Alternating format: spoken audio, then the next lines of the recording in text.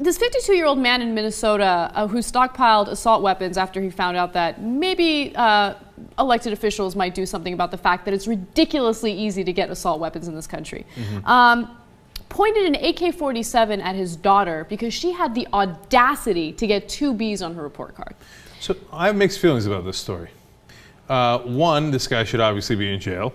And this is exactly why I think having weapons in the house is much more likely to do harm to yourself and to your family than to protect your family.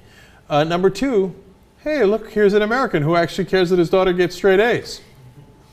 Well, you look at that. Didn't see that coming. That's a little rare, right?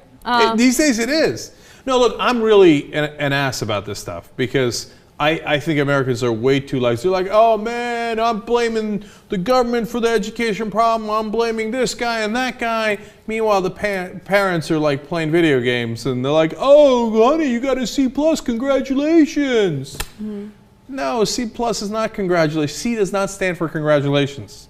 So, you know, like I told you, I'm an ass about it. But I mean, I would expect my kids to, you know, bring in really good grades because if you don't expect that from them, you're not going to get it from them. And you're not doing them any favors. I want you to help your kids by expecting more. Just don't point an AK-47 at them. If I have kids, I want the Armenian side of me to come out, like the immigrant Armenian side of me to come out, okay? Because my parents, you know, immigrated here, and they came here for better opportunities for their children.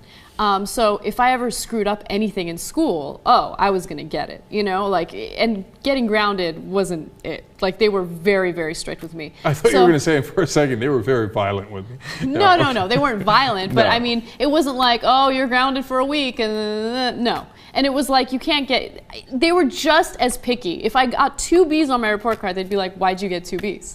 Like, so you're not the best. No. So you failed. No, my dad can one-up that, okay? It's a Turkish immigrant.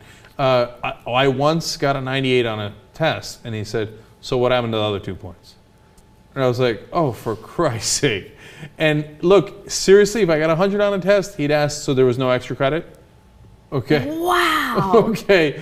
So, I mean, look, he was proud of me, and he would say it, and if I got good grades, he'd say, good job, and I didn't get straight A's, and, you know, and he tolerated it, but he believed that I could do the best. And see, so that's where I get it from and why I know it worked. I achieved more because I knew that my dad believed in it, right? And that was his way of showing it. Now, it might not work with everybody and it might stress other people out, it might have adverse consequences, but I thought it showed that he thought anything was possible for me. And to me, that made all the difference. Definitely. Having someone that believes in you helps you. And I think a lot of times parents think like, well, if I don't tell them that they're doing an excellent job and, you know, this is as good as it gets, then they're going to feel down on themselves. They're going to feel like they can never please me, right? Yeah. Some parents are worried about that. No, you need, every once in a while you need to regulate, but not with an AK-47.